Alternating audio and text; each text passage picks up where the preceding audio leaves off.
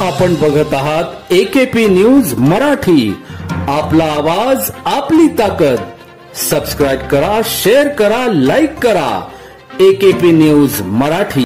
Nashik police आयुक्तालयातील मुंबई नाका police Thane हद्दीतील भारतनगर येथे 19 जून 2024 रोजी रात्री 9 वाजेच्या दरम्यान मोबाईल खरेदी विक्रीच्या वादातून परवेज शेख या युवकाची हत्या करण्यात आली होती.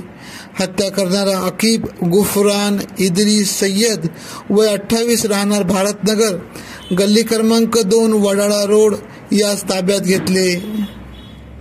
चाकूने भोसकून त्याने हत्या केल्याची कबुली दिली.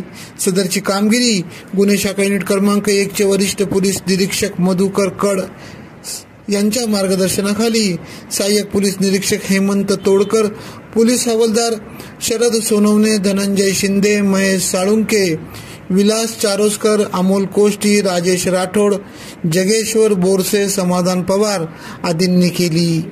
एकेपी न्यूज साठी ब्युरो चीफ अनवर खान पठाण, नाशिक.